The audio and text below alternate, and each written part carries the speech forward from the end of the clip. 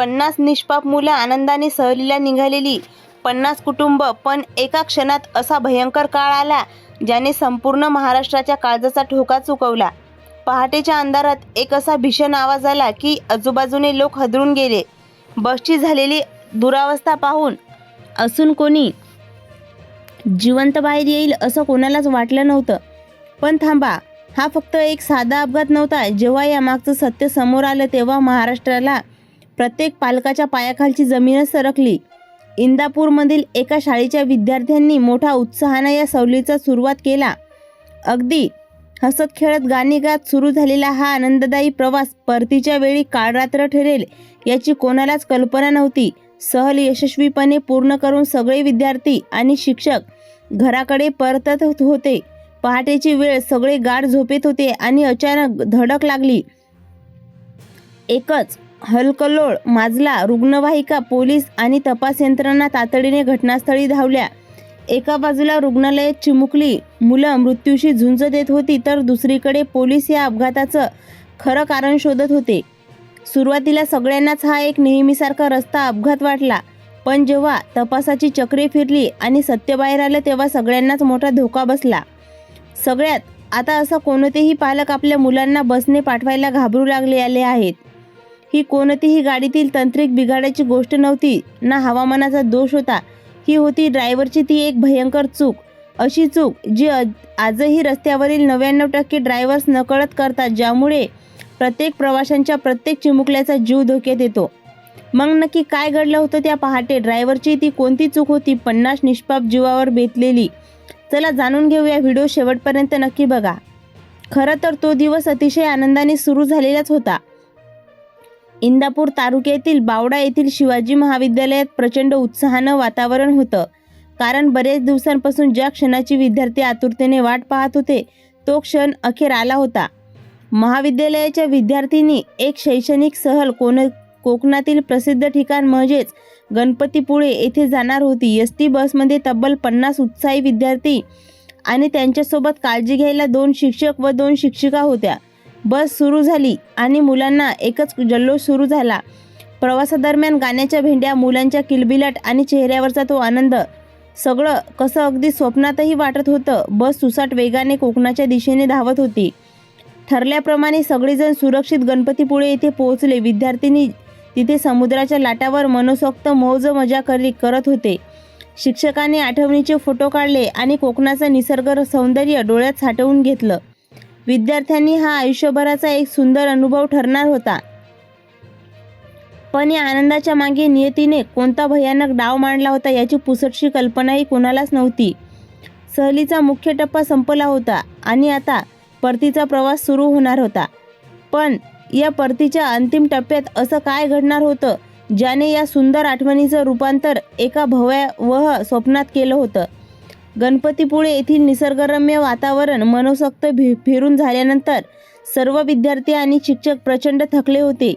दिवसभराची धावपळ आणि मज्जामस्तीमुळे प्रत्येकाचे डोळे पेंगत होते. संध्याकाळ टळून गेली आणि त्या लालपरीने म्हणजेच एसटी बसने पुन्हा एकदा सोलापूरच्या दिशेने आपला परतीचा प्रवास सुरू केला होता. बस जशी पुढे जाऊ लागली तशी आतल्या मुलांची ती ऊर्जा हळूहळू कमी होऊ लागली. मगाशी जो मुलांचा गलगा आणि किलबिलाट होता तो आता तिथे एका भयंकर शांतता पसरलेली होती. दिवसभराच्या थकव्यामुळे एकाठोपाठ एक विद्यार्थी एसटीच्या सीटवरच ढेपाळले. शिक्षकांनीही सुटकेचा श्वास घेतला आणि तेही विश्रांती घेऊ लागले. रात्रीचा अंधार अधिकच गडद होत चालत होता. रस्त्यावरील वाहनांची वर्दळ पार थंडावली होती. फक्त त्या एसटीच्या इंजनाचा आवाज त्या भयानक शांततेत घुमत होता. ड्रायव्हर शांतपणे एसटी पुढे पळवत होता. खिडकीतून येणाऱ्या थंड वाऱ्यांच्या झुरकीमुळे मुलं अधिकच गाढ झोपेत निघून गेली होती. सगळं काही अगदी सुरळीत होतं. झोपेत असलेली ती निष्पाप मुलं बहुधा घरी जाऊन आई वडिलांना सहलीचे किस्से सांगण्याची स्वप्न पाहत असतील. पण याच वेळी मर्शिळस तालुक्याजवळ रस्त्यावर असं काही घडत होतं ते ज्या गाढ झोपलेल्या जीवांना थेट मृत्यूच्या दाढेत ओढणार होतं. या प्रवासांच्या शेवटच्या काही किलोमीटरवर असं कोणतं भयानक संकट दाबा धरून बसलं होतं? पहाटेची वेळ झाली होती. हवेत गारवा वाढला होता आणि रस्त्यावर धुक्यांची दाट चादर पसरलेली होती. एसटी आता मर्शिळस तालुक्यातील पाटील वस्तीजवळून जात होती. हा रस्ता अतिशय नागमोडी आणि धोकादायक वळणाचा होता आणि याच एका अवघड वळणावर अवघ्या काही वेळापूर्वी अशी एक दुर्घटना घडली ज्याची जराशीही कल्पना त्या एसटी ड्रायव्हरला आलेली नव्हती. बांबूची वाहतूक करणारा एक मोठा आयचर टेम्पो या अवघड वळणावर आला अन अचानक त्याचा टायर फाटला. गाडी नागमोडी वळणाचा होता आणि त्यात बांबूचा प्रचंड वजन. ड्रायव्हरने तो टेम्पो तसाच रस्त्याच्या कडेला वळणाच्या अगदी मध्यभागी उभा केला. पहाटेची वेळ असल्याने सर्वत्र अंधार होता आणि त्या बंद पडलेल्या टेम्पोने रस्ता मोठा भाग व्यापला होता. वळणावर उभा असलेला हा टेम्पो मागून येणाऱ्या कोणाशीही वाहनाला दुरून दिसणं जवळजवळ अशक्यच होतं. तिकडे 50 निष्पाप मुलं आणि शिक्षक गाढ झोपेत असलेली ती एसटी त्याच धोकादायक वळणाच्या दिशेने सुसाट वेगाने येत होती. ड्रायव्हरला समोर दबा धरून बसलेल्या त्या संकटाची पुसटशी कल्पनाही नव्हती.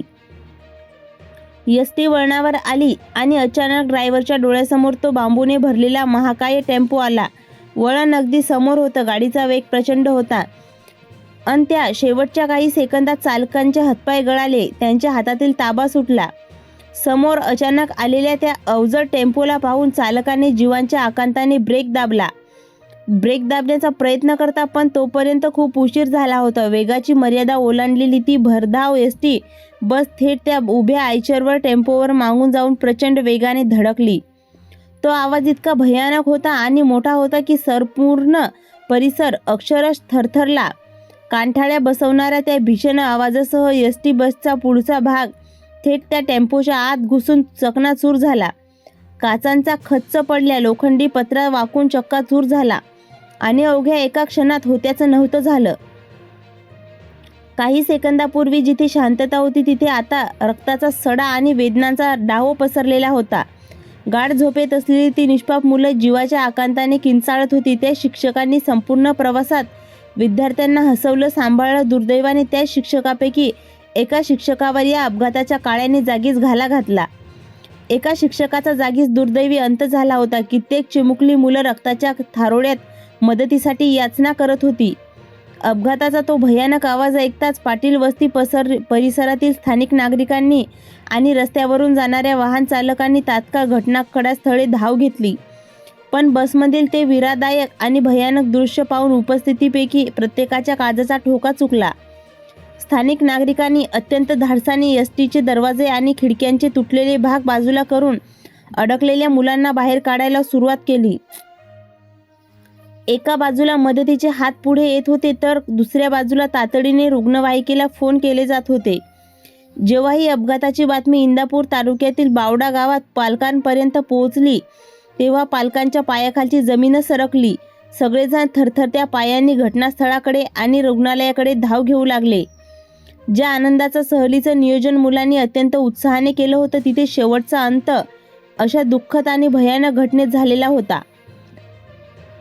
पण आता इथे सर्वात मोठा प्रश्न उपस्थित होतोय. अवघड वळणावर बंद पडलेला टेम्पो सुरक्षेचे कोणतेही नियम न पाळता तसाच उभा ठेवणाऱ्या त्या टेम्पो चालकावर कडक कारवाई होणार का? अशा धोकादायक वळणावर प्रशासनाकडून सुरक्षेचे उपाय का केले जात नाहीत? प्रशासनाने अशा निष्पाप जीवांचे बळी घेणाऱ्या अपघाताचा रोखण्यासाठी नक्की काय पावलं उचलली पाहिजेत? नागरिक आणि हताश झालेले पालक हाच प्रश्न विचारत असताना या संपूर्ण अपघातामागचं एक धक्कादायक सत्य समोर आलं. हा रिपोर्ट पाहिल्यानंतर एक गोष्ट अगदी स्पष्ट होते की या निष्पाप मुलांचा अपघात हा केवळ एक योगायोग नव्हता तर तो आदिमानवी निष्काळजीपणाचा कळस होता. या भयानक घटनेतून आपण सर्वांनी विशेषतः पालकांनी आणि प्रशासनाने काही अत्यंत महत्त्वाचे धडे घेणं गरजेचं आहे. पहिली गोष्ट, जेव्हा कधी आपली मुलं शाळा किंवा कॉलेजच्या सहलीसाठी खाजगी बसने किंवा एसटीने बाहेर जात असतील तेव्हा वाहनाच्या ड्रायव्हरची मानसिक आणि शारीरिक स्थिती कशी आहे हे तपासणं अत्यंत गरजेचं आहे. दुसरी गोष्ट, महामार्गावरील किंवा कोणत्याही धोकादायक वळणावर एखादं वाहन बंद पडलं तर त्या चालकाने किमान 50 किलोमीटर अंतरावर रिफ्लेक्टर किंवा धोक्याचा इशारा देणारा बोर्ड लावणं नियमानुसार बंधनकारक आहे, जेणेकरून मागून येणाऱ्या वाहनकांना त्याचा अंदाज येईल. आणि तिसरी महत्त्वाची गोष्ट म्हणजे कोणत्याही शैक्षणिक सहलीचं नियोजन करताना रात्रीचा आणि पहाटेचा प्रवास पूर्णपणे टाळायला हवा. कारण पहाटेच्या वेळी ड्रायव्हरला येणारी डुलकी आणि रस्त्यावरील दाट धुकं यामुळे असे जीवघेणे धोके निर्माण होऊ शकतात.